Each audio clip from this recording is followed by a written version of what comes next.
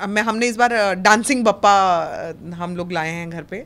और अगर आप देखोगे मूर्ति को तो आपको पता लगेगा कि मूर्ति बहुत ही डांसिंग और खुश मिजाज हैं और काफ़ी सेटल कहते हैं ना, मस्त मौला टाइप के बप्पा हैं।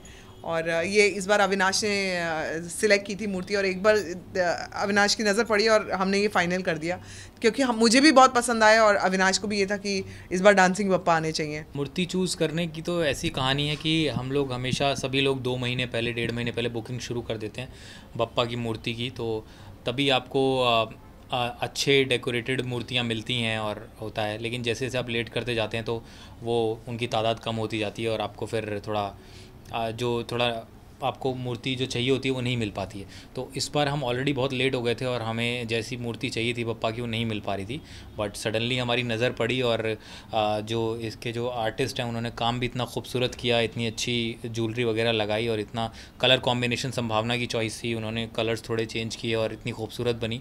और जहाँ तक डेकोरेशन की बात है तो हमने काफ़ी 2-2.5 दिन तक हम लोग डे नाइट लगे रहे और उसके बाद ही डेकोरेशन संभव हो पाई। लेकिन उसमें भी पूरा जो कलर्स का जो कलर कॉम्बिनेशन की जो सोच है वो संभावना की है। हमने सोच के रखा हुआ था कि कुछ भी कलर्स डालेंगे, लेकिन हम लोग जो बेस है वो वाइट रखेंगे। तो जो मेजर आप देखोगे, चाहे वो मंदिर है, चाहे बैकग्राउंड है, चाहे आप ओवरऑल भी देखो घर का डेकोरेशन, तो वाइट मेन है। उसके बीच बीच में हमने कलर्स डाले हुए हैं, तो जो कि धोती के कलर से मैच करता है वो पीछे का है। या फिर अगर आप इनका यहाँ साइड से देखोगे, ये हंस जो है वो पूंछ है वो ऑरेंज है, तो ऑरेंज के अकॉर्डिंगली हमने फिर बाकी का ऑरेंज बीच बीच में फ्लावर्स डाले हैं। तो हमारा जो कॉन्सेप्ट था वो वाइट का था और वाइट में थोड़े बहुत कलर्स डालने का था।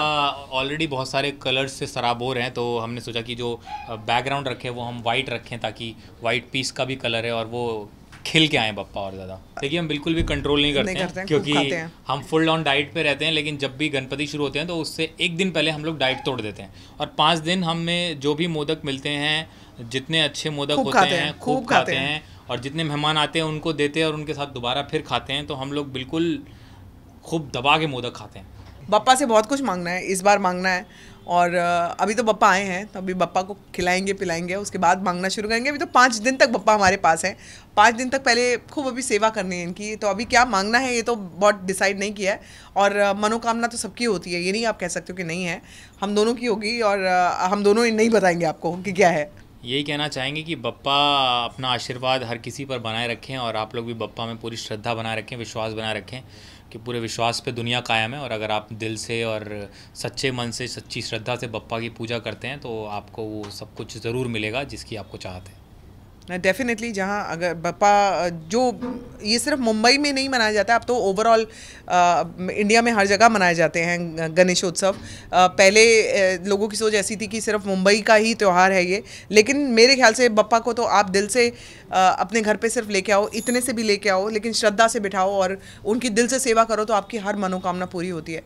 तो मैं ये कहूँगी कि दिल्ली हो, मुंबई हो, कहीं भी, कैलकाटा हो, कहीं पे भी हो, लेकिन आप दिल से जब बप्पा को बुलाते हो और दिल से सेवा करते हो तो आपकी मनोकामना डेफिनेटली पूरी होती है। गणपति बप्पा मोरया।